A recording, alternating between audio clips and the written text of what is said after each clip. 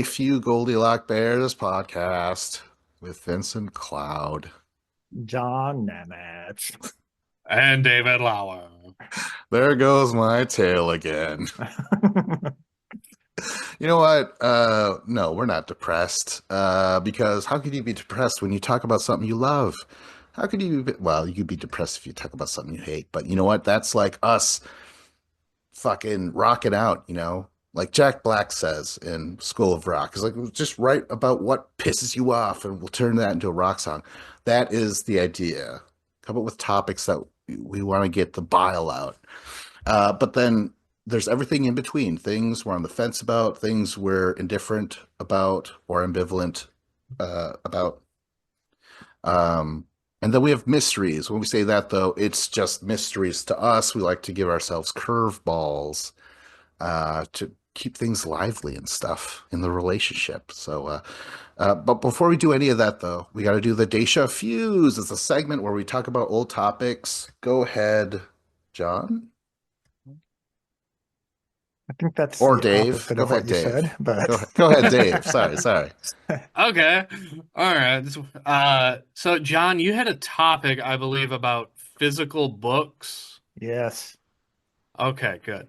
Um, so I bought my wife for a Christmas gift. I got her an Amazon Kindle, Uh-huh. and she's a book reader. She reads tons of books. She loves to read, but she's never owned a Kindle. She only reads physical books. And in the last, I got her the Kindle on like Black Friday sale at Best Buy, so it was like I didn't really save a whole lot of money, maybe $20 on it. But she absolutely loves this Kindle so much, and she's like, I can't believe I didn't do this sooner. She's like, this is my favorite thing ever. She just wants to sit and read on her Kindle. Um, she absolutely loves it, and I kind of love it too because she's just like reading her books and like I'm watching football on the big Leaving you the heck screen. alone. Exactly. It's What? great. Wait, what was Getting she some doing with me her physical time. book? What was she doing Well, with her physical book that bothered you? in the only time it really affects me is with physical books. If she's reading it in bed, she has to have a book light, Hmm. and the book light, if she rolls over or has the book light that's attached to the book itself, it will be like a glaring light that will blind me. So then it's like I have to roll onto my left side and I can't ever turn my head in that direction, otherwise I'll get blinded. So with the Nook, you can just put it on like a low light setting. It's very like ambient light, so like I don't even notice that it's on. It's never gonna wake me up or blind me in any way. Sweet. Yes. I Good to don't read see enough. more avid readers are seeing the light. The warm or the low light. The low light, the low ambient light. I don't read enough to buy that because I've yet to fucking finish The Road. Is that what it is? I don't know. Like I'll read a couple of things, but I'm like, oh, God, I could be listening to podcasts or You're watching like, oh, movies my or arm's something. getting sore from holding this heavy Oh, physical book. oh, I can't God. keep reading. If Oh, only I had okay. an e-reader, I'd be done by now. Yeah, I just don't have the attention span for reading books. Like the only time I do it is like if I go on a camping trip and I have no cell phone reception and I'm out in the woods and there's no TV, then I'm like, okay, finally, all right, I'll read the book. There's nothing else I can read. All right. Well, you know what? I say we get the actual show started. And it looks like I start this one. Well, what do you know? Let's talk about I hate this. This is my hate. Was originally called Wisconsin has all the serial killers. But actually, that's not the case. Like, I kind of, I had to do some research, but I'm like, no, they're all from here and stuff. We're so, it's a terrible place. I've been, I've lived here nearly my whole life. I think I was in Minnesota, or yeah, Minnesota for like almost a year. So apparently, I have some sort of pride in that.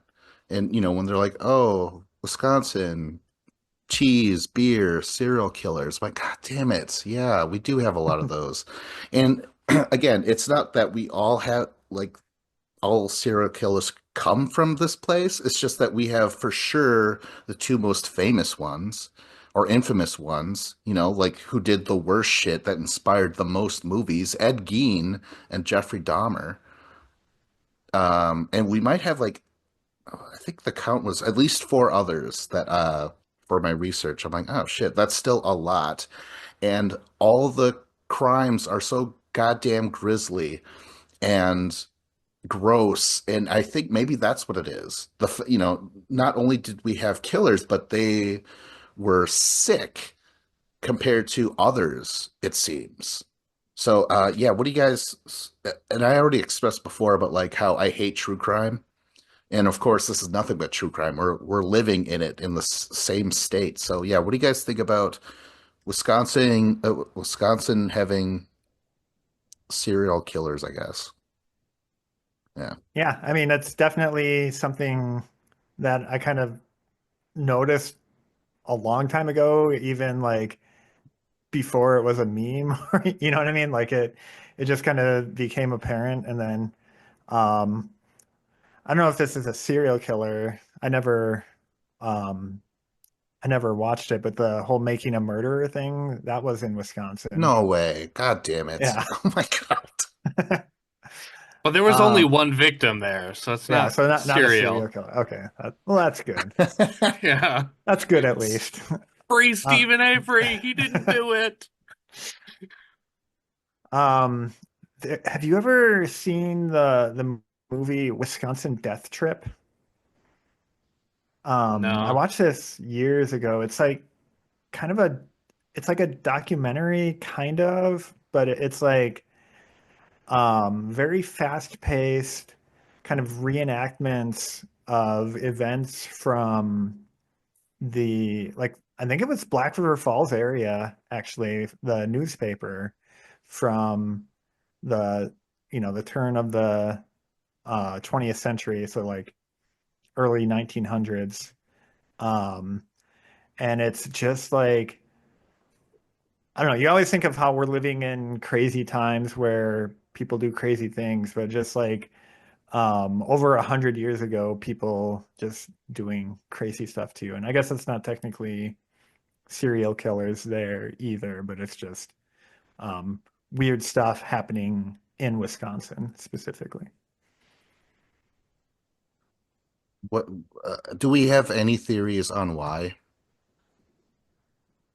I mean, beer isn't good for you. That, like just in general. And we are always like one of the biggest drinking states. That might be a correlation. Yeah, I don't know. Is there any like other than, like dairy and stuff, like is there any industries that are unique to Wisconsin that, like, oh, it's those dairy cow chemicals leaching into the water. You Oh, know what I mean?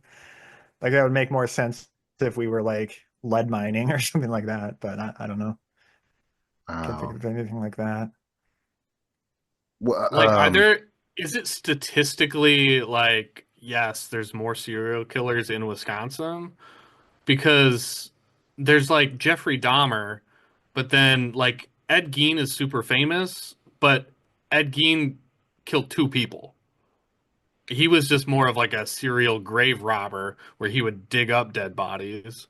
So like, I don't know. Like, is there really like that many, or it's just we have a couple high profile ones? yeah, I think we just have the more grislier stuff that like Ed Gein, people know who Ed Gein is, people know who Dahmer is. And I think that's why they're like, "Oh, Wisconsin, coincidence?" Yeah,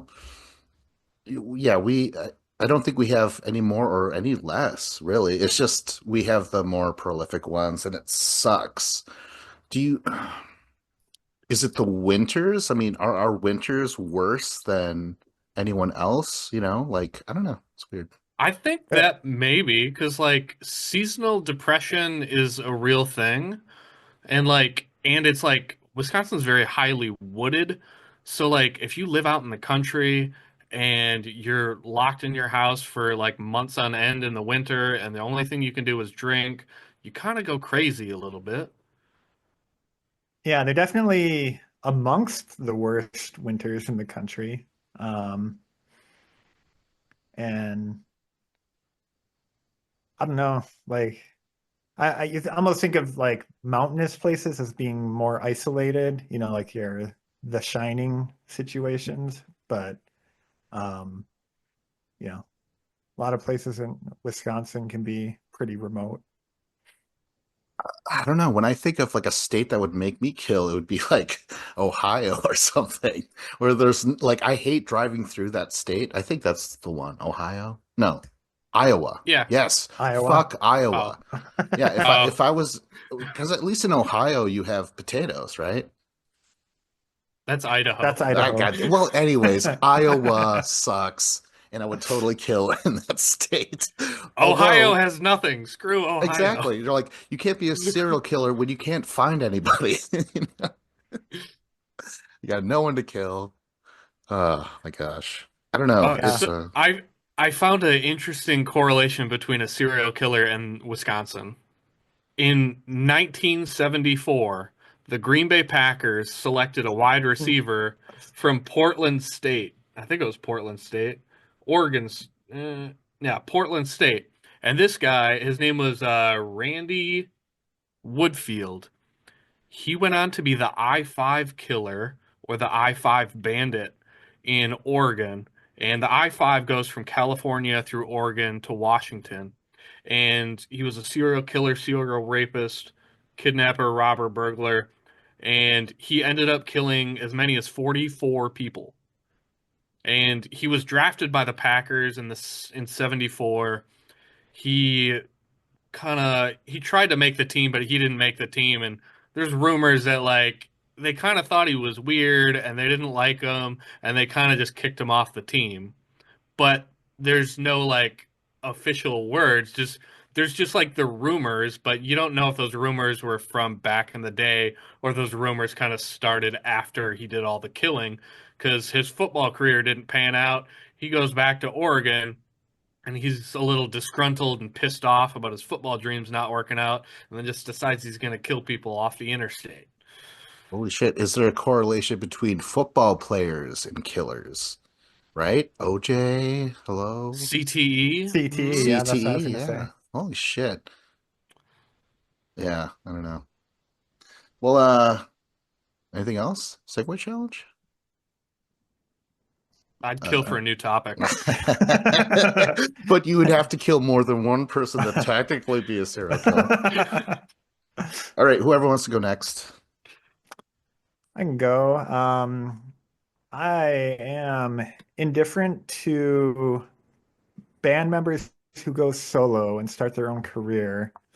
Um, like what I don't like about it is just like when you go on a solo career just under your own name, like, your name is the act. I just feel like that's kind of disregarding all the musicians and everyone working around you, making your career happen. And like sometimes like there's a solo artist that they might have the same band forever, but that band has like so little recognition in that case. Or the alternative where like, oh, the rest of the band is just kind of disposable and it's all about the front runner. Um, there's like the big examples where um like sometimes the um solo becomes way bigger and long standing than the band ever was. I'm thinking like Justin Timberlake and compared to NSYNC, which was pretty short lived. Bjork, who was in a band called the Sugar Cubes that a lot of people have probably never heard of. Whoa, I had no clue. Um, yeah, exactly. And then trying to think how to label like Paul McCartney. Like obviously he's huge, but nothing he's done is as loved as from the Beatles. Um, and then I don't know, I'm trying to think like where Eric Clapton would fit in. Like he's as a name is probably more well known for a solo career stuff, but I like some of the his band stuff better, like Cream, is that what it Cream was? and like Derek and the Dominoes and that kind of stuff. Oh, wow. Um, and then there's like another type I was thinking of like Les Claypool, where he's most known for Primus and but all his I don't know if you'd even call him solo stuff, but he does like maybe actually now that I think about it, this might fall into like super groups that we had already discussed, but where he's teaming up with other well-known musicians who are known for different things, and it seems like he just wants to work with people of different styles and stuff.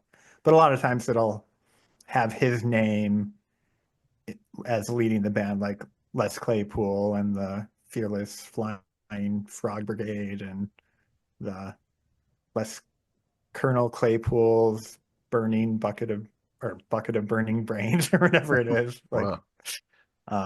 that kind of stuff. Um, yeah, that's kind of the main ones I was thinking of. There's also like Frank Zappa, who was with the Mother of Inventions or the Mothers of Invention early on, and then was solo way longer, What probably. was he? Oh, for some reason I thought he was originally Frank Zappa and the Mothers of Invention. No? Oh, that's a good point. Yeah, it might have. I don't know. Yeah, that's a good point. I don't know if it was ever just the Mothers of Invention or if it was always his name in it. What else? Like Tom Petty and the Heartbreakers, right? Like I personally can't tell the difference. It just sounds like Tom Petty to me, but I could be wrong. Like I've never Yeah. given that band a chance.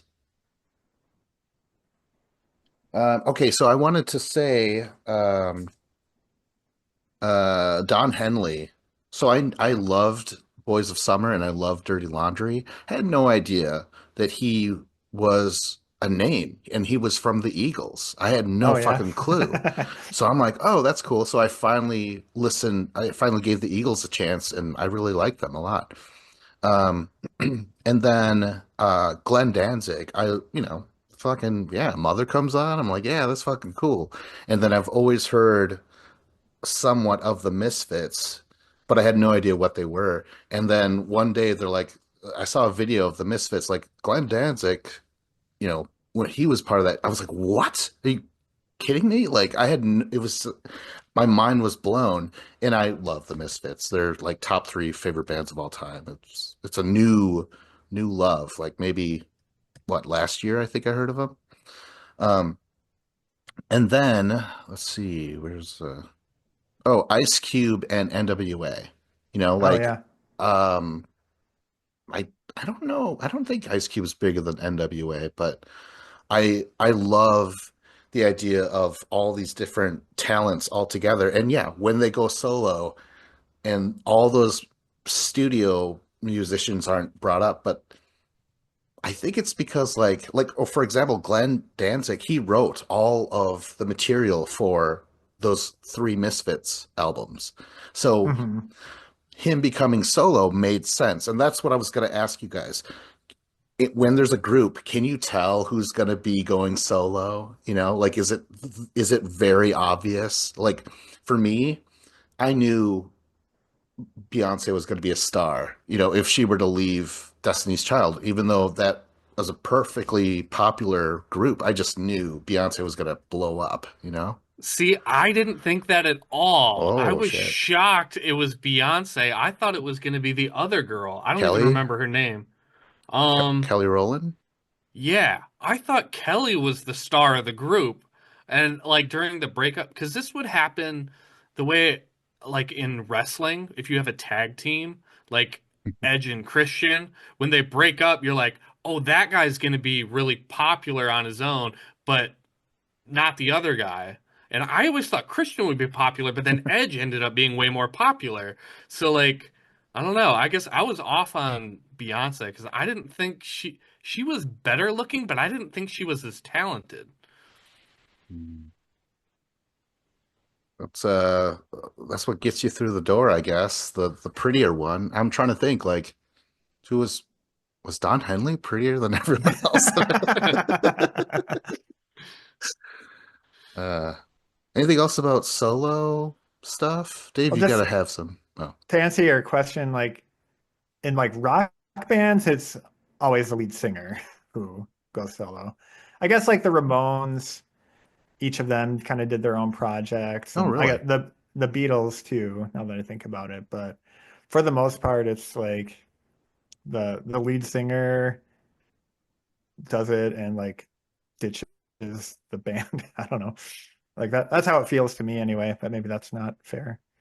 Oh, But you know, actually what made me think about it was when you were talking about like Tom York doing his own stuff, like side projects and stuff from Radiohead, and just how, like even if he's like him and Johnny are the creative forces, just them without the rest of the band, you can tell the difference. You know what I mean? Like they're adding something that even if you can't describe what it is. yeah. Yeah, I mean, I tried to give Glenn Danzig's album, Sam Hain, a listen. It's just nothing compared to the Misfits. I was like, Mhm. you know. That's Um, because it's pronounced Samhain or something is like it? that. I know Yeah. it's like it's not Sam Hain, but he pronounces it that way, I think, Oh, does right? he really? Oh, okay. I Never mind then. think. Oh shit. But everyone brings that up. I'm like, well, I don't know. Um, what else? What else? Well, you know what? I want to say Don Henley's a little bit different because the group broke up and he went solo.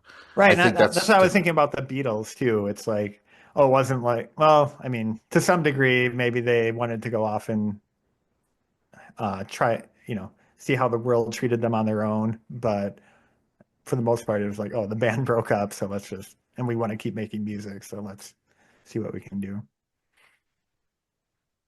I don't know if Jane Weedlin broke up the Go-Go's. She might have left and then they broke up, but she was like, I write songs and I've only been able to sing on one song, Carlisle, Belinda Carlisle, I want to be heard. So she left and her solo career didn't really do so good. And then I think now they don't do it anything without each other now because they're like, Go-Go's, it's a name, it's a brand. People show up for that. She that just for whatever reason made me think of Lou Reed, and the Velvet Underground. Um, and yeah, obviously he had a long solo career after the Velvet Underground, but there's a story that I'm probably going to butcher the quote or something, but basically I think John Cale was the lead of the band, the Velvet Underground, and he's like, and Lou Reed says, I'm gonna disband the Velvet Underground and start a new band, the Velvet Underground, where I'm the leader. So basically, he was making himself the leader of the band by saying it was like breaking up and reforming. Oh, Roger Waters, he fucking scared everyone off. He was such an asshole that like he fired the keyboardist, and then eventually the drummer quit. He was like, "Fuck all this. I hate all this fighting." And then what's his name? David Gilmour. He was like, "I don't know. You could keep like one song that I wrote, but this is all you. Like we're leaving." And he's like, "Fine. I am Pink Floyd," and stuff like that. And so now when he does his solo stuff, he just performs Pink Floyd songs. Mm-hmm. Yeah, ugh, I hate Roger Waters. Anything else? Dave, are you gonna go solo and the David Lauer No, something? no, I will not be making my solo podcast. Does That's for sure. does Uh, every solo person just go by their name, or do they ever like do something? like a whole new name. I guess it's just name. Yeah, I Yeah. mean, usually it's if they're banking off of them thinking that they're the main attraction to the old band, it's just usually their name, I think. Ooh, Rob Yeah. Thomas from Matchbox 20. Remember he went solo and he was like all of a sudden poppy and stuff?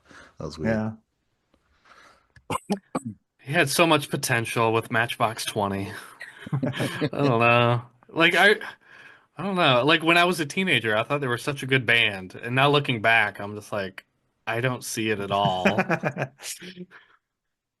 All right. Well, segue challenge. I think we already did that think word, you like did it, asking you. but because Dave is going solo with his next topic. Oh shit. Yeah, go ahead. I'll go with my hate. I hate first impressions.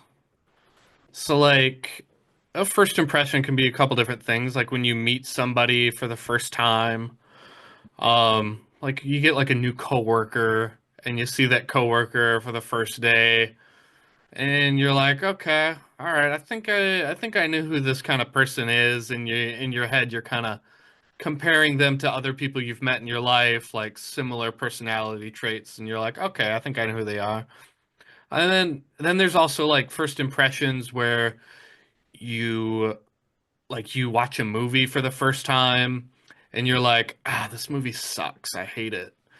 But then you you hear other people talking about it and they all talk about how good it was. And you're like, maybe I didn't give it a fair chance. Maybe I'll watch it again. And then you watch it again and you're like, oh, actually, I was wrong. This is a good movie. Or like it's same with like you're listening to music. We were talking about it with Radiohead. The first time I listened to the Bends, I didn't like it. Second time I listened, I didn't like it. Third time I listened, I freaking loved it. And I was like, it just like clicked. And I was just like, man, I my first impressions suck, I think. Like I feel like at least with like music and movies, I don't like my first impression a lot because I know that I bring like my my emotion and my mood into it. And if I have like high expectations where I'm like, "Oh, I'm really excited to see this band." Like when I saw Stained live, I love the band Stained. I was so amped to see them. The most disappointing live performance I'd ever seen, and it was just it sucked, and I haven't listened to them in 3 years now because I was Oh, so bummed out by the live performance. And other people said they loved it, and I'm just confused like why people would say they love it because I just thought it was terrible. But I don't know. I feel like with people, I'm way better with first impressions. However, there are people who kind of slip through the cracks because like it depends on their personality type. I think like I am probably that way because I have like the personality of a cat where like at first I am very closed off and I don't show my sense of humor. I am very quiet and I'm very reserved. But then if I get to know you, then I'm just like more outgoing and I'll just act like myself. And like I notice myself doing this, but I still cannot control myself and stop myself from doing it. So I feel like people would have the first impression of me that they don't really care for me or they don't really like me. But also my personality is like I don't really care what you think of me. So I'm like I'm not going to change how I am. I am what I am, like whatever. But okay, Popeye. yeah, I am what I am. What is it to you? But Uh, how are you guys in your first impressions? Do you guys feel like your first impressions are off or on or well, let me ask you this. What was your first impression of me? Both you guys go at the same time. All right, on three. One, two, three. Indifferent. Vince? I thought you were like a preppy jock type because you had like black hair to like your ears. And you wore like American Eagle or the Gap or something that you would wear that you would buy from the mall. And I was like, oh, he's kind of preppy. Oh, he thinks he's cool. It's great. I actually I'm don't trying to remember remember. how I don't even know how I met you other than obviously like randomly in class, or were you already friends with our other friend group? Because See, I that's came in to high school from the Lutheran school, so like, pretty much everyone except for like six kids were all completely new to me. Um, I remember just thinking you were funny in class and stuff, and that's about all I remember when you bring it up now. I honestly don't remember like in terms for John, I don't really remember that first time. I feel like the earliest I could go by is when we were recording the cannibalistic women of the jungle of doom or whatever. And I was like, yeah, this is great because I just remember you mentioning, oh, I have a camera. I'm like, oh, that's great. Let's fucking film something. Like that's my earliest memory. And Dave, at first, I wasn't sure what to make about you because I met you right when I met Steph, my future ex-girlfriend. And so I was like, this is Dave and Steph. Like, are you competition? Like, I really wasn't sure how to gauge you, but you seemed chill. And it was like you and did I meet? Oh, I met Jimmy before you. But yeah, I met you, Steph, and Beth at the same night. So I wasn't really sure what your guys' story was at all. So yeah. So the dynamic there was that Steph was like a middleman to other friends I like to hang out with. I really liked hanging out with Jimmy. I thought Jimmy was the coolest, and I've known Jimmy since I was a little kid. And Jimmy and I never really like texted or talked, but I think him and Steph or him and Beth did. So like Steph would be like, Dave, you should come out. And I'd be like, eh. And then she'd be like, Jimmy's going to be there. And I'd be like, okay, I want to hang out with Jimmy. He's cool. And then it was the same with like hanging out with Kristen and Jonathan, where I liked hanging out with them. And Steph would always be like, Dave, you should come out. We're going to hang out with Kristen and Jonathan. I'm like, okay, I like hanging out with them. Not to like shit on her. Like, I wish her well. But it was she was kind of like a friend of mine, but it was like I always liked then I met you and then I liked to hang out with you and then it was she was kind of just there. Yeah, and she wouldn't go away for the next 10 years. Uh, but okay, so I wanted to let's see, first impressions. There was okay, so I feel like I'm pretty good at gauging people. Sometimes it's very obvious that they don't like me or something. Like there was this one guy, a friend, like I was hanging out with my friend Jenny, and she's like, "Oh, you got to meet my friend Kyle." And there he was sitting there, and I was like, "Hey, I'm Vince." I put out my hand to him, and he looked at the hand and he kind of looked away. I was like, "I don't like you. We That's will never cool. like each other, and we never have." Even though Jenny would be like, "All right, we're hanging out." I'm like, "Cool." What is he doing here? Like, it was always just so like, oh God, like we both knew and she knew that we didn't like each other, but that didn't matter. Like, we're all gonna hang out. And it's just like, what an awkward thing.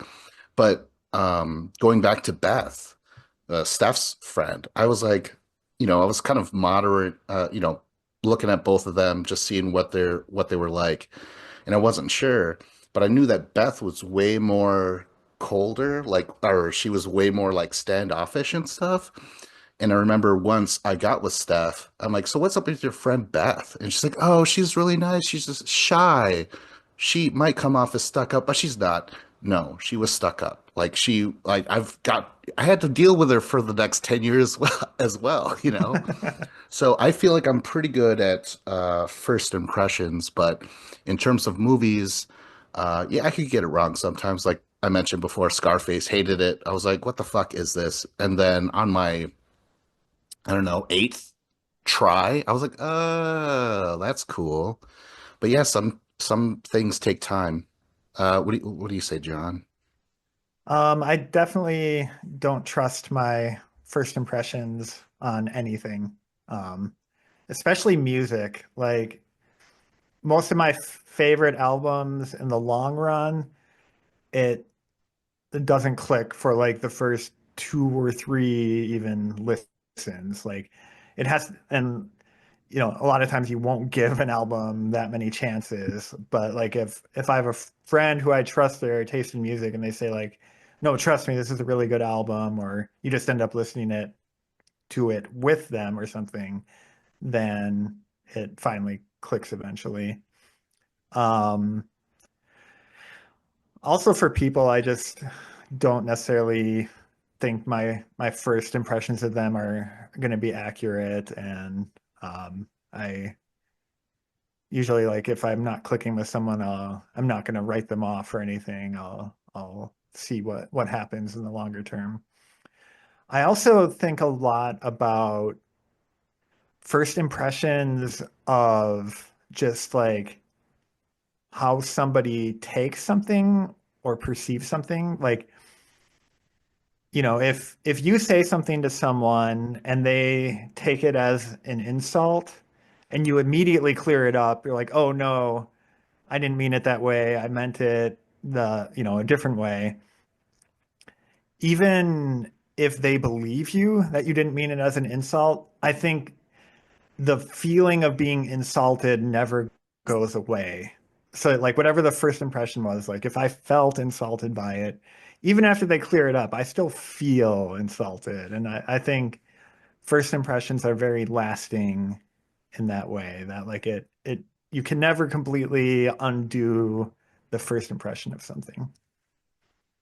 Yeah, I agree. I've had like coworkers like if there's a nurse and they say something and they're just kind of snippy and short and they're not courteous in any way, if you did that one time but not the next 20, like deep down I still remember that one time where you were kind of a bitch. And like You're on your third uh, date, and you're like, I don't know. You're sucking my cock, but I don't know. Mhm. You were I- snippy. and well, I've had like the opposite where I've had like a doctor who's super nice every time, but then one time he's kind of an asshole, and I'm just like, oh, I see the true you now. Like you're letting it all out. You're not fooling me anymore. So that's kind of the opposite. Like or not necessarily the opposite, but I think you just take the negative as truth, and anything that's positive is like a fluke or a put on. Perhaps because I'm not an optimist, I'm a realist, and the real world is depressing. Oh man. Our friend DJ Matty Nice, I remember he told me one day, he's like, Vince, like, you're really quiet when we bring new people, and then, eventually you loosen up, but you should try and be more whatever. And I'm like, oh, I didn't really realize that. But then I think that comes from my trepidation of meeting a new person because it's like, how often is it that they don't like me? So I'm always thinking like getting ready for like, okay, where's this person gonna fall? It's either love or hate, you know? And yeah, it's so odd. So that's why, Or if indifference anything, or gray yeah, area or I could be a little clammy when I meet someone new because I'm like, are you gonna hurt me or kiss me? What are you gonna do? Like, so that's why I'm quiet. And but I do try my best to make a good impression. Although it's it's like how much personality do you give them? Like how long are we going to be interacting? Or is this like a new coworker? Is this someone who's just gonna be here tonight for some drinks or something? It's like how much do you reveal if you know whether or not how long they're going to be in your life, you know? yeah, Yeah. how much effort do you put in? Like, do I really want to bother trying to connect with this person since they're so disposable? I was thinking in the professional world too, like basically like making your like having your job interview, like you have a resume, you have a job interview, and that's like your first impression to this company. And like I think I'm not good at that, and I kind of got lucky in getting my first job out of college, and then ever since then I've only gotten jobs from people who I already knew, so I didn't have to like worry about those first impressions anymore. And like in fact, when I interviewed even for those jobs with other people I'd be working with who I had not met before, I had gotten feedback that like, yeah, like kind of didn't think you knew it. You necessarily knew stuff in whatever area. But I told them that you did or whatever, like, um, just because it's hard for me to connect with people for the first time, I think. Well, that's a future topic, job interviews, I think. Yeah, that's a whole thing. Segway challenge. The Uh, I didn't know how this topic was going to go at first, but in the end, I thought it was fine. Yeah. Underwhelming, that's for sure. Would not recommend. okay, let's you know what? I want to talk about my indifference or man, ambivalence perhaps. Baseball. You know, America's fucking pastime and shit, you know? I think this has always been my like go-to reference to baseball where it's like um watching it on TV is boring. It's way more exciting to watch it live in person, but it's still boring. It's even better to be playing the sport, yet it is still boring. There's that whole sport, the fact that it's like, oh, it's what fathers and sons bond over and shit like that. Or, you know, but to me, it's a snooze fest. I like baseball movies. It's so weird. Like they really they inspired Dave to, try it for the first time with the Sandlot and stuff like that, right? But I don't know.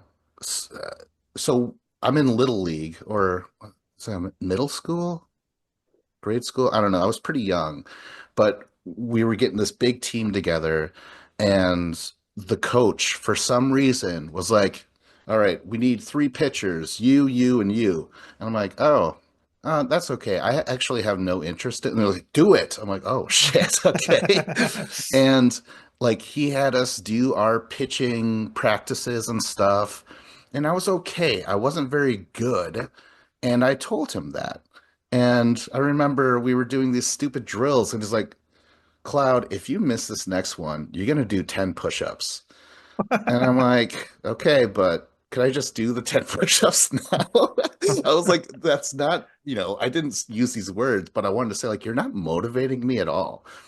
I don't care about this sport, it's like it's so dull and whatever. But he's like, no, you're gonna be the pitcher. That sucks because if you know anything about baseball, it's like the center of attention, right, Dave? Like, would you call that like pretty a pivotal part in the game? The pitcher? What? The pitcher. Yeah, for sure. Yeah. Yeah. Yeah. They're Yeah. they're they're involved in every single play. That is the quarterback of you're throwing the ball. It's the quarterback of baseball. I'd rather be a quarterback than the pitcher. It sucked because I was bad. I didn't want to do it, but we even got a second coach that replaced him. And that second coach is like, "Hey, you're a pitcher, right?" I'm like, "I am a pitcher or was, but I've been." And I was like, "Nope, do it." So every time. But anyways, I was so bad, and I would get my strikes, sure, but I hit a lot of players, like right in the arms, head, hip, and eventually people would be scared. They're like, "Oh my God," like that. Yeah. That's Like why you're a good Leela in pitcher. that baseball episode of Futurama. And we had co-eds. We played co-ed teams, so I hit like girls would be like, "Oh my God." You're putting the fear in them. But That's I like hated that's it. gonna I But I hated it, think the dude. coaches saw something in you. They're like, this kid, he has a good attention span, so Uh, he's not going to zone out. We put the kids with bad attention span out in the outfield because they're just like picking dandelions out there. They're like, Vince, he's engaged, he's smart. He can like read a sign on like a fastball or a curveball.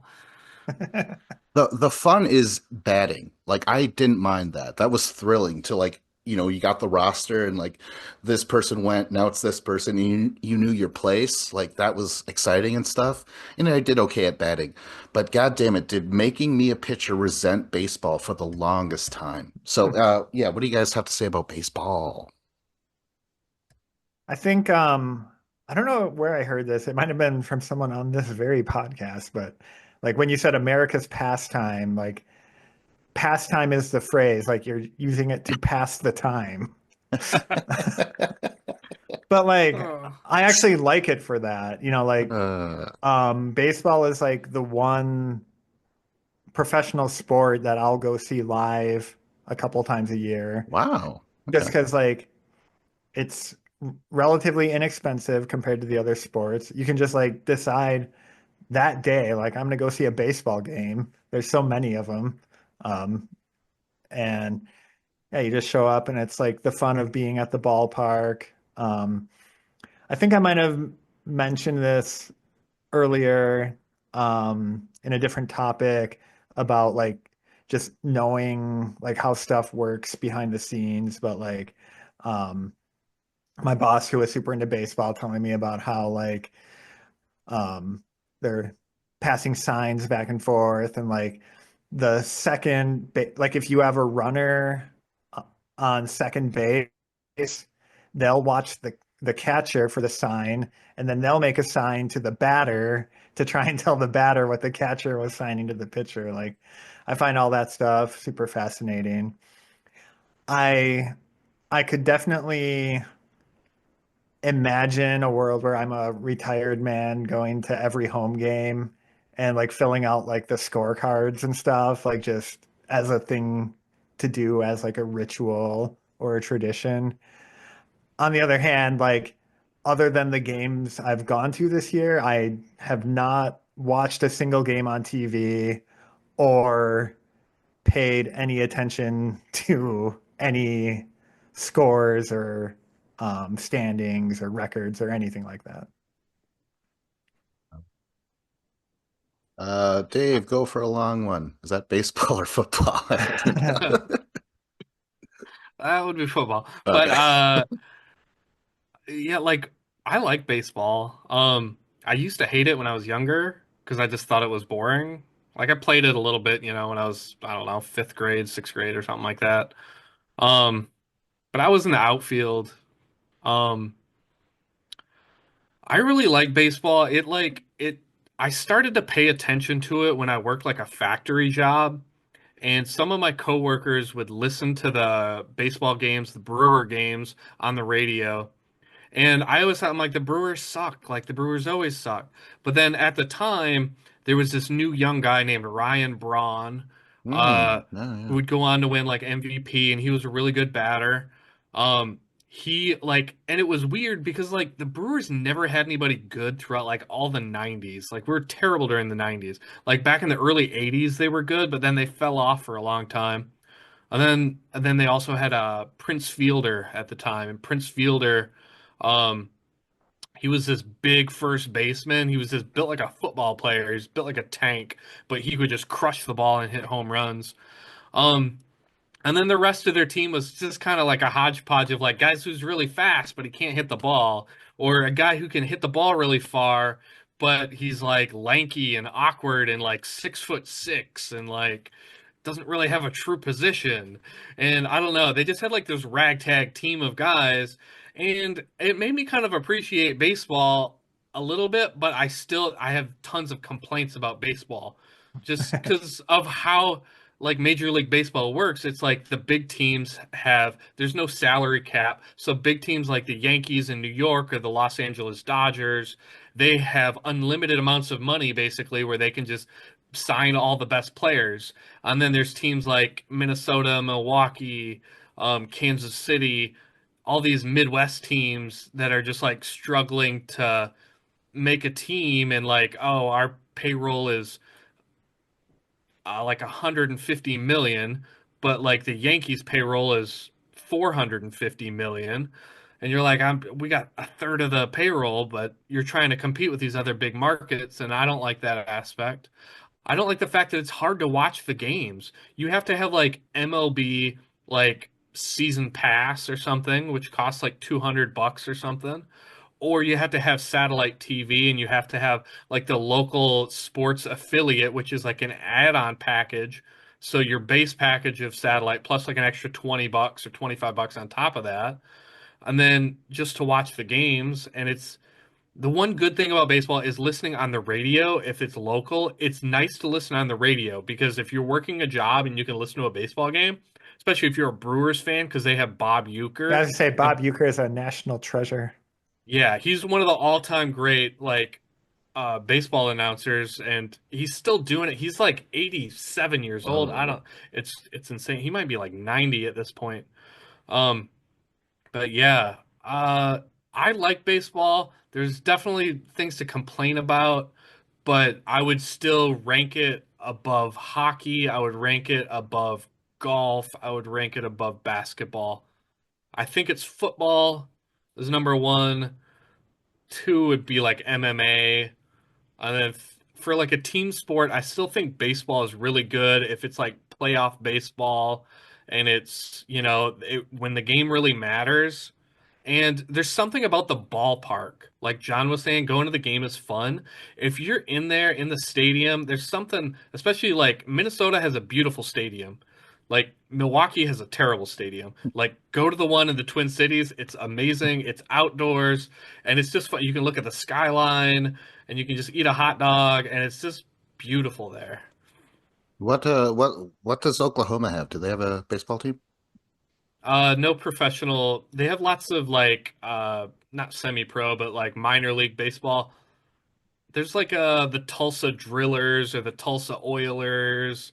They have different like minor league teams here. Um, but for like pro, everybody roots basically for the Kansas City Royals. Hmm. Hmm. Um, in terms of playing those sports, I'd rather play baseball than basketball. Basketball is running like from side court to the other side, like all the time. And like I can do it. Like, see, that's the whole thing about a lot of these sports. I could physically do them, I could hang, but it depends if they're entertaining to me, if they're exciting. And baseball is not that, but it's definitely better than basketball. Basketball, I'm like, I just ran to that side of the court and I got to do it again. It's annoying. Excuse me, I only do offense. Yeah. What are you, Bill Murray? Yeah, like basketball, it's a lot of shooting the ball and hoping that it goes in, and then or you have to be a crazy good athlete like LeBron James. With baseball, there's lots of like John was saying, like a game within a game where there's like you're trying to play situational baseball and there's weird little strategies to it where you're like, oh, can we put in a pinch runner here in this situation? We know that this pitcher is good at this pitch, so we're gonna try and get him to throw that other pitch, and you're just playing little mind games with each other. And then there's always like the little elements of cheating in baseball that are kind of awesome and to be a part of the game where the pitcher is putting some grease on his fingers to get like some pine tar or something to get more spin on his curveball or fastball, or they're trying to steal signs and stuff like that. There's like those weird little elements to it that kind of make it entertaining. Oh, that was another aspect that was nerve-wracking because they're like, oh, this guy's gonna try and steal the base. So you gotta like your peripheral is always open. Like it's insane how much stress I felt during those days where I'm like, I thought I'm supposed to be a kid living life and like playing a sport that he loves, but that was not the case. Oh my God, it's You're at horrible. home watching like the film reels of the other local teams and getting their Uh, strategies. yeah. Oh my gosh. Yeah. Anything else? Segue challenge? Oh, we should do signals to sign the what does he do? Tug at the I think ear. that's our third strike on this one. All right, go ahead, John. All right. I'll use my mystery topic here. I don't know if there's much to it, but see what you guys think. I find it weird, and this seems to be a somewhat recent phenomenon, like in this millennium, of like there's just more and more events that we refer to by the calendar date that they happened on.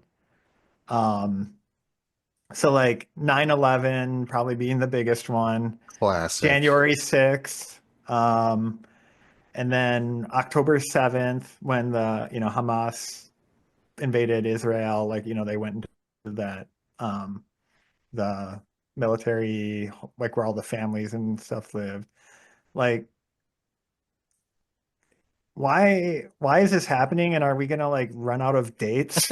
Like, I'm just imagining like 50 years from now, like everyone will be like, oh yeah, that because of May 12th, we aren't gonna have this event, and like just like every date will mean something different, and everyone will just know what they mean. But it's just like a weird thing. I don't think it used to be that date. I mean, like in the Pearl Harbor speech, they talk about like this is the day that will live in infamy, but they don't refer to it by that date.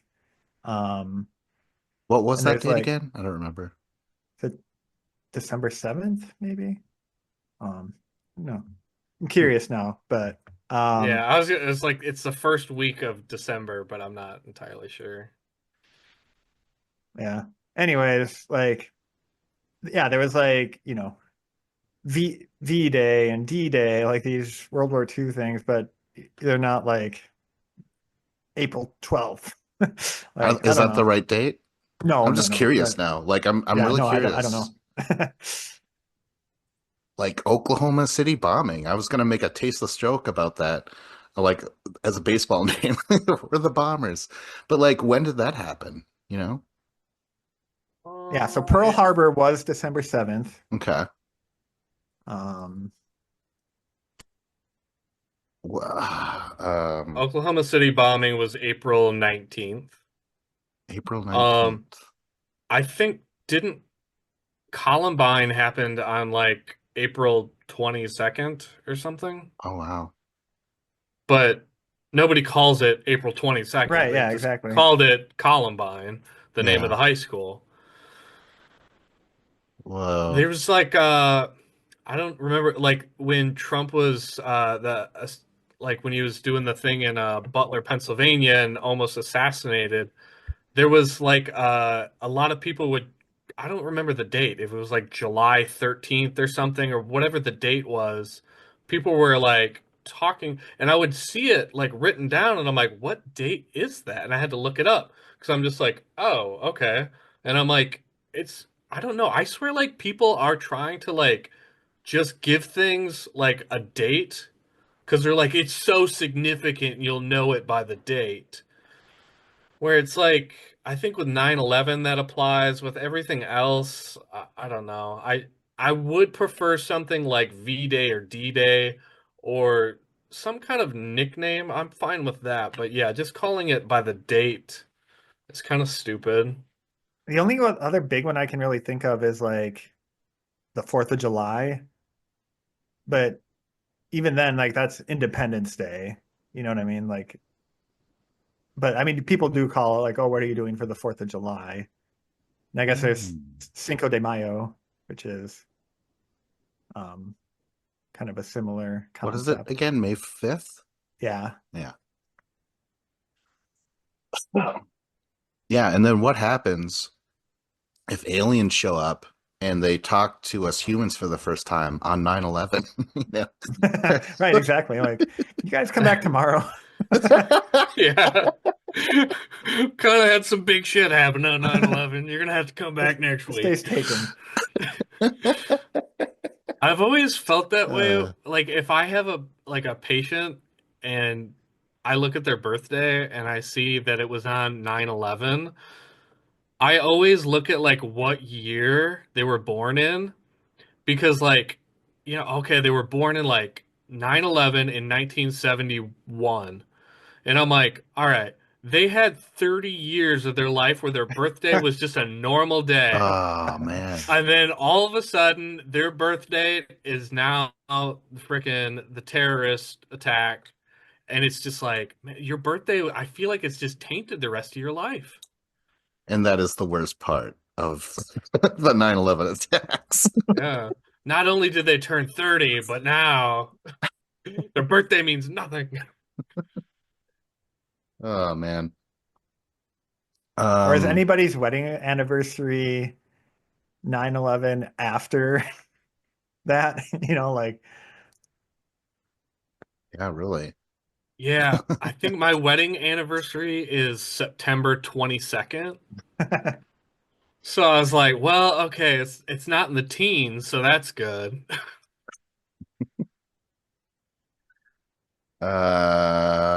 John, do you know your wedding date? I sure do.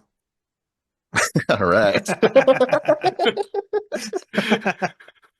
All right. Meanwhile, I'm in my head like I think it was a 22nd one. Maybe it was a 23rd. I think I'm worse with dates than I am with names. I think names I can handle, but dates, yeah, like do we call it something else? January 6th insurrection or just call it something, give it a catchier name. Yeah, I like giving it like remember how like WWF pay-per-views had a name Yeah, yeah. where, they had Insurrection or Unforgiven or Judgment Day. Like No everything way had like out. Yeah. in your house. Well, UFC, same thing with UFC. They used to have like revenge or something like that. Now it's just like UFC 205. Like that doesn't mean anything to me. Yeah. Yeah, they had the one at the bubble or whatever they call it, the Spear. sphere. Yeah, they called it like Dos something, I don't know. It was some Spanish name. It was like Noche dos something. Yeah, And I yeah. was like, "Oh, I'm like if they start giving them names, that would be awesome." But I don't know. Just come they need like, when there's a hurricane, you have like a new name, like the name generator, where you're like, "Oh, it's Hurricane Gwen." Okay. And just we need that for like terrorist events or big news days. Terrorist event Gwen. Yeah.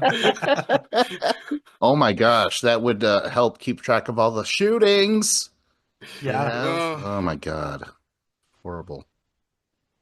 This is grim. Oh, what if when we were born, we were given dates like, hey, hi, October 3rd. Or, I mean, I'm October 3rd. What's your name? Date. I mean, my porno name is a date because it's your middle name and the street you grew up on. And my middle name is August, and the street I grew up on was Highway 10. So August 10. August 10. uh, All right. mine is oh no, we got to do our porn names now. James Holman. What is it again? Middle name and first street? Yeah, street you name of the street you grew up on. Hi, I'm Dean Starr. Avenue, All I guess. right. Not bad, not Uh, bad. Uh, Dean Starr's breakfast sausage. All right, should we go segue challenge? Yes, on not to date this podcast, but we will remember January 14th forever. That's the day this segue happened. Go ahead, Dave, with the closer. I'm gonna do my indifference. I'm indifferent to Cheech and Chong. I think I know Um, why, but go ahead. like I remember like when I was a kid, Cheech and Chong was like this weed smoking thing, but like my parents like they didn't let me watch it. It was kind of forbidden because it was weed smoking and they're doing drugs and that's wrong and that's bad. So like I was never able to watch it until like I was in I was probably in high school sometime and then more after high school, like then I started to smoke some weed myself when I used to. And then I watched a lot more Cheech and Chong, and it just like fell flat, and I just didn't care for it. I didn't think the movie like their famous movies are like Up in Smoke and Still Smoking, and they're just a comedy duo that I think they did stand-up comedy. I've never seen any of their stand-up, but they did like movies together, and it's all just weed comedy. But I never found them actually like funny. It was like the joke in all of the scenes was that they were high. That was the joke. and they would just like go about their day and they're just confused at what's happening because they're high.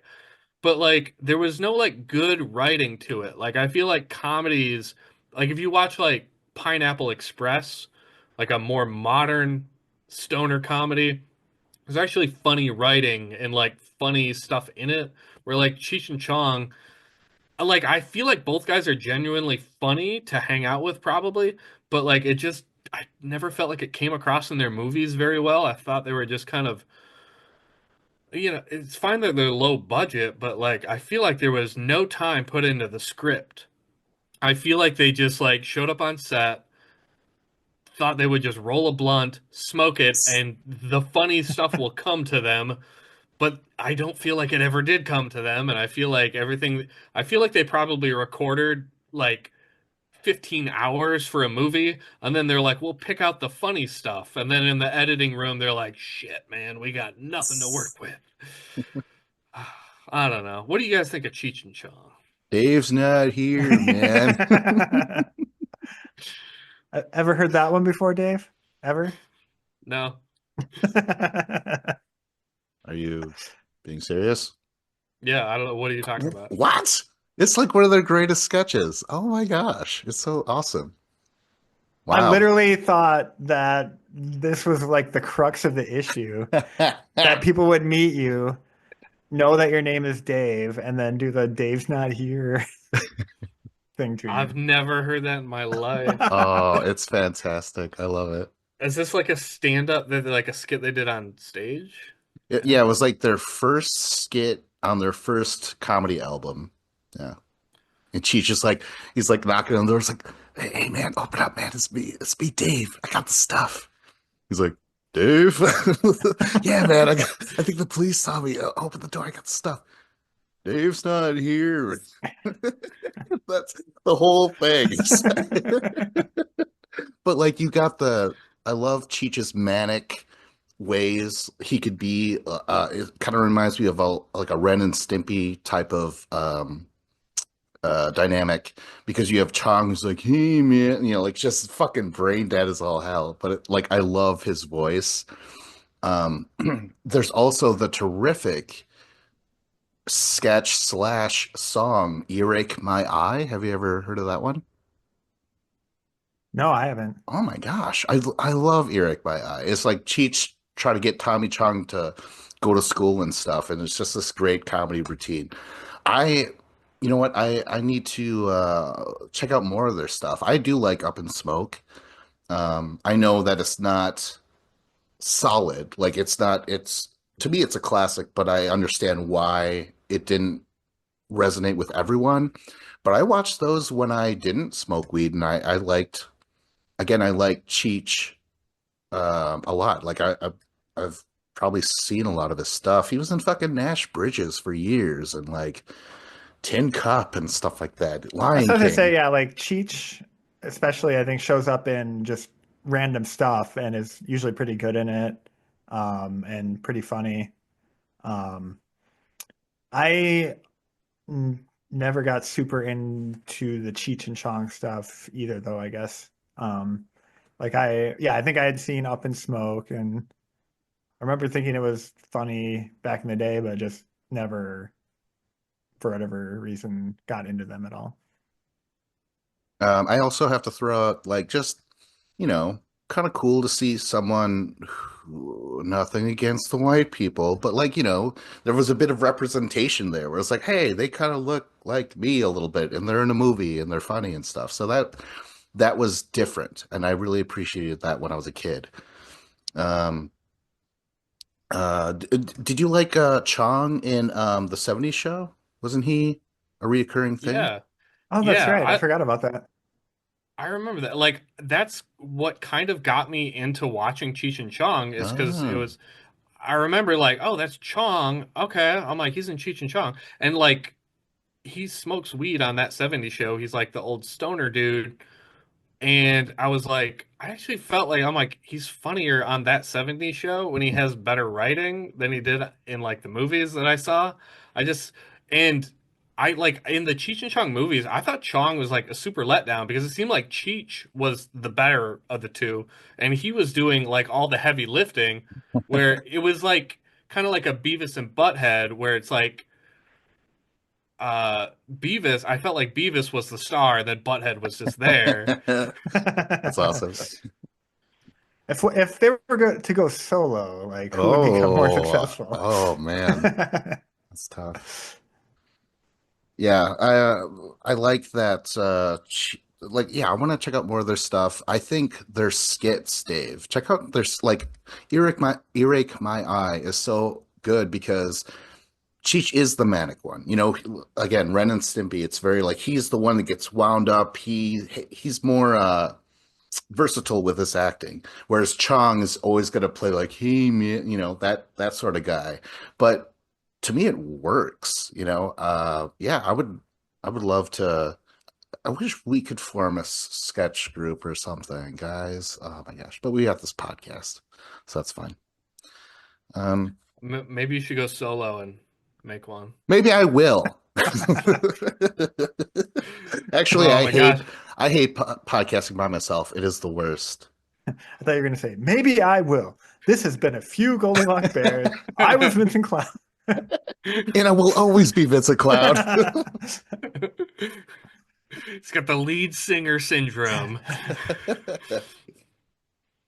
Yeah, man. Ah, shit. Yeah, man. Yeah, man. Oh, the up in smoke thing though, like where it's like what are we smoking here? It's like mostly Maui Wowie, but it's got a little bit of Labrador in it. It's like what's Labrador? It's like my dog ate my stash and I had to follow it for 3 days with a little baggie just to get it back. It really blew the dog's mind. It's I don't know, maybe it is specifically stoner comedy, but like I said, I liked it when I was a kid. I don't know. Yeah. Maybe I was a dumb kid. That impression reminds me of this video of Matt Damon doing an impression of Jack Nicholson. I have no idea if that's a insult or a compliment. No, it's I'm gonna send you the video. I'll send it to you. He's just it's so good. They're talking about The Departed, and he's doing an impression of Jack Nicholson being like, "But if you keep the cameras rolling, she'll fall over, and I'll say she fell funny." And that's the scene.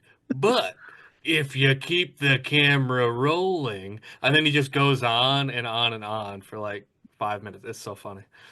That's awesome. DiCaprio has a similar thing where he's telling a story about him in, you know, in The Departed, and he does a pretty good impression as well. Yeah, that's awesome. Anything else about Cheech and Chong? Should we go up in smoke? Yeah, light him if you Only got him. metaphorically. Yes. I get tested at work. All right, well, that was the show then. Go to a few goldilockbears.com and tell your friends. Share this shit. I was Vincent Cloud. Subscribe in your favorite podcast player. Leave us a rating and review. I was John Nemitz. And I was David Lauer. Thank you for listening.